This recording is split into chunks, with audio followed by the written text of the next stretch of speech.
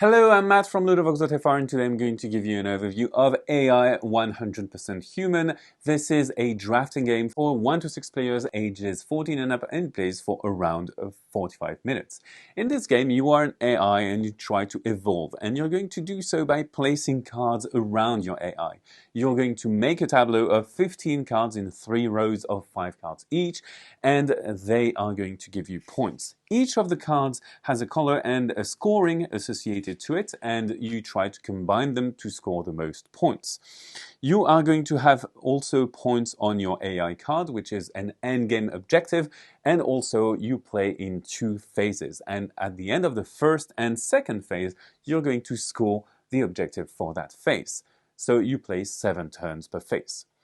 This is a game in which there is no player turn. You play all together simultaneously, and you're going to have a hand of cards and a reserve. And that reserve is very important. You're going to select the card you want to play from your reserve and not from the hands of cards that you've got. So once everyone has a hand of cards, you're going to choose a card and you're going to place that card into your reserve.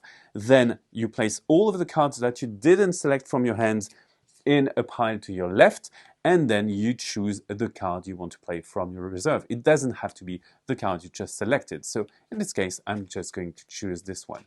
And you place it face down. Once everyone has placed their card face down, you reveal the card. Players then reveal their card and place it on their tableau. You have to place your card adjacent to another card.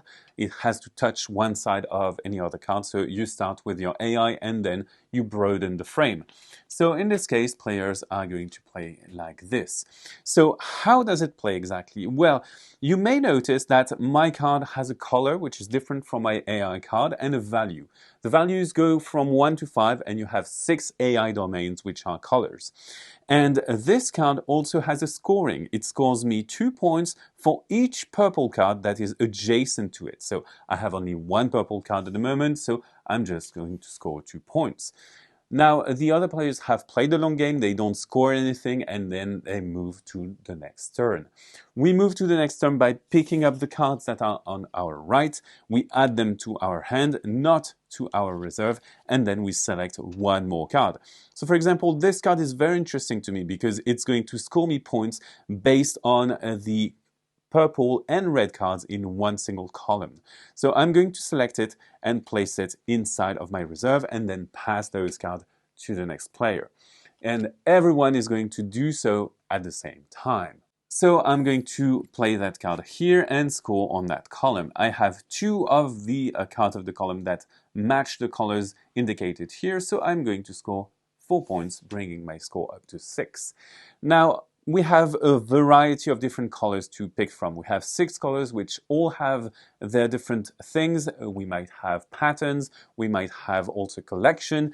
We also have hacking cards which have special abilities. This one allows me to have a broader reserve, so when I play it, I'm going to draw a card from the deck and it is added to my reserve. So we have a different variety of effects. We play a total of 7 turns, and then we are going to score that objective. So we have that objective, and that objective reads that if you ever have 2 values that are exactly the same and that are vertically adjacent, for each column that has that, you score 3 points.